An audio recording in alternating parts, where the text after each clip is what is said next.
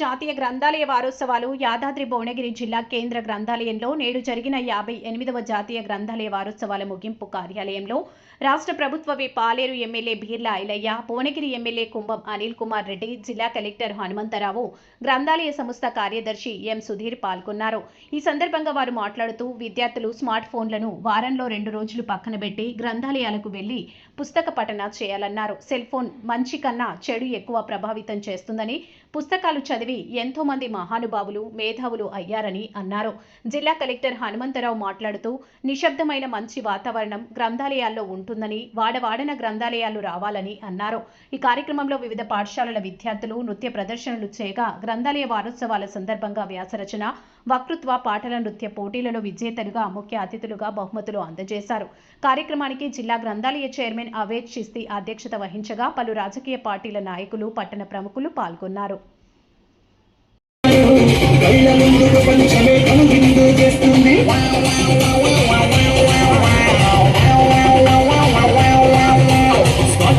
చేతిలో ఉంటే చాలు, కళ్ళ ముందు ప్రపంచమే కనువిందు చేస్తుంది.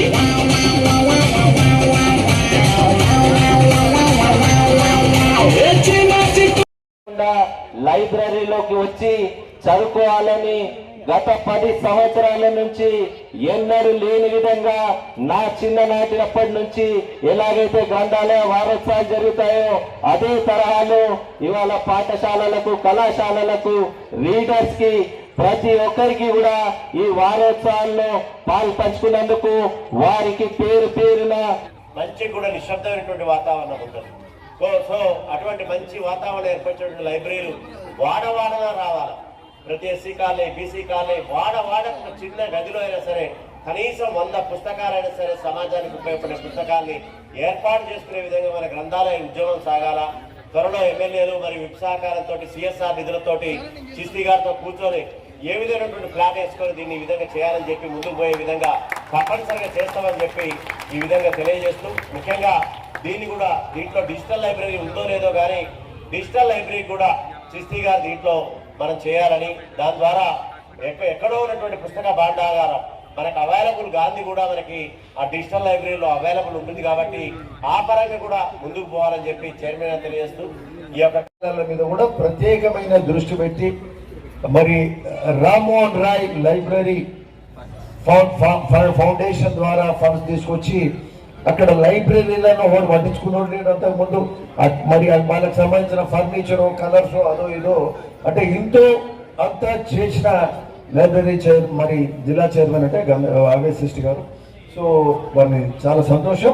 సరే, ఏదేమైనప్పటికీ ఈరోజు ఈ గ్రంథాలయాల మీద ప్రత్యేకమైన దృష్టి పెట్టాల్సిన అవసరం ఉంది. ఈరోజు తెలంగాణ రైజింగ్ అంటున్నాం. తెలంగాణ రైజింగ్ 2047 అని ముఖ్యమంత్రి గారు మరి 3 ట్రిలియన్ ఎకానమీ కదా, 3 ట్రిలియన్ ఎకానమీ బై 2047 తీసుకొచ్చే కార్యక్రమం కూడా చేస్తారు. 2047 అంటే ఇంకెన్నేళ్ళు ఉంది? 22 ఏళ్ళు ఉంది. సో ఇందులో భాగస్వాములు ఎవరు కావాలి? యువతనే కావాలి.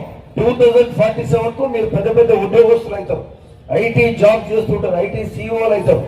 ఈనాటి యువతనే ఆ రోజు ఆ 2047 3 ట్రిలియన్ ఎకానమీలో మీరు ముఖ్యంగా భాగస్వాములు కాబోతున్నారు. కాబట్టి అంటే ఇంత పెద్ద గోల్ పెట్టుకున్నాము. ఈరోజు అనేక కార్యక్రమాల్లో ముందుకు పోతున్నాం. ఈరోజు యంగ్ ఇండియా మన స్కూల్స్, ఇంటర్నేషనల్ స్కూల్స్, ప్రతి మండలానికి ఒకటి ఇంటిగ్రేటెడ్ స్కూల్స్ పెట్టే కార్యక్రమం. మన దగ్గర 200 కోట్లతోటి భువనగిరి నియోజకవర్గంలో 200 కోట్లతోటి ఇంటిగ్రేటెడ్ స్కూల్ పెట్టే కార్యక్రమం జరుగుతుంది. అట్లనే స్టేట్ లో మరి యంగ్ ఇండియా స్పోర్ట్స్ యూనివర్సిటీ పెట్టే కార్యక్రమం జరుగుతుంది. యంగ్ ఇండియా స్కిల్ యూనివర్సిటీ పెట్టే కార్యక్రమం జరుగుతుంది. ఈ మధ్యనే ఐఐటి ఏదైతుందో, ఐఐటిని అంతకుముందు ఐఐటిలో ఏం నేర్పేదంటే ఓన్లీ ఫిట్టర్లు, ప్లంబర్లు అట్లాంటివి అయ్యేది. ఈరోజు అవి కూడా స్కిల్ ఇన్స్టిట్యూట్స్ గా తీర్చిదిద్దే కార్యక్రమం ఐఐటీలో ఏసీటీ అంటారు. Advance ITI advance training centres ఏటీఐగా, అంటే స్కిల్ ట్రైనింగ్ గా మనం ఈ మధ్యనే దాన్ని భువనగిరిలో ఓపెన్ చేసుకున్నాం. ఏటీసీ అడ్వాన్స్ ట్రైనింగ్ సెంటర్స్ గా వాటిని ఓపెన్ చేసుకున్నాం. మరి ఇన్ని చేస్తున్నాం. లైబ్రరీల మీద కూడా దృష్టి పెట్టాలి కదా. లైబ్రరీల మీద కొంత దృష్టి తప్పనే ఉంది. చదువుతోటే మేధస్సు పెరుగుతుంది, చదువుతోటే చాలా కార్యక్రమాలు జరుగుతాయి, చాలా నేర్చుకోగలుగుతాం. అంటే లైబ్రరీలకు వస్తే అనేక కార్యక్రమాలు ఉంటాయి, అనేక బుక్స్ ఉంటాయి, పెద్ద పెద్ద సైంటిస్టులు వాళ్ళ జీవిత చరిత్ర ఉంటుంది, గాంధీ మహాత్ముని జీవిత చరిత్ర ఉంటుంది.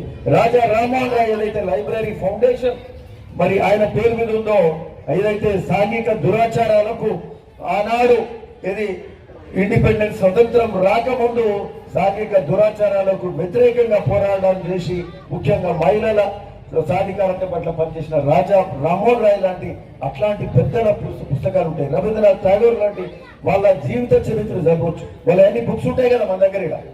అట్లాంటి వాళ్ళ పెద్ద పెద్ద గ్రంథాలయం అంటే ఒక దేవాలయం. గతంలో ఆ దేవాలయం లాంటి గ్రంథాలయం ద్వారా ఎంతో మంది మేధావులు ఆనాడు ఎక్కడ కూడా పుస్తకాలు అవైలబుల్ లేకున్నా, స్టడీ మెటీరియల్ లేకున్నా గ్రంథాలయాలపై కష్టపడి చదివి ఎంతో మంది మేధావులైన, ఎంతో మంది ఐఏఎస్ ఐపీఎస్లు కూడా ఆ గ్రంథాలను వాడుకొని, ఆ దేవాలయాలను వాడుకొని ఉన్నత స్థాయికి వచ్చినటువంటి గొప్ప మేధావులు అందించినటువంటి ఆ గ్రంథాలయాలను మరి రాను రాను ఏదైతే కంప్యూటర్ యుగం, సెల్ యుగం వచ్చిన తర్వాత వాటిని చదవడం కానీ ఆ అలవాటు మర్చిపోయారు. ఇప్పుడే సోదరు చెప్పిండు అభిజిత్ గారు, చిన్న చొక్క అయినా సరే కానీ ఒక పుస్తకం కొనుక్కోవాలని చెప్పి.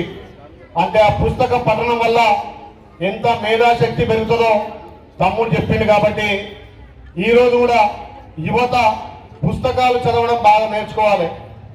ఈ సెల్ ఫోన్లు వచ్చిన తర్వాత యువత చాలా ఈ చదువు మర్చిపోయి, పుస్తకాలను మర్చిపోయి అసలు గ్రంథాలయం ఉందనే సంగతి కూడా చాలా మంది యువకులు తెలుస్తలేదు. మరి ఈ టెక్నాలజీ పెరిగిన కానీ ఆ సెల్ రంగంలో ఎలాగ చిన్నారులు చేస్తుంటే చూసినాం. ఆ ముత్యాల్లో ఎంత మంచిందో అంత చెడు ఉంది.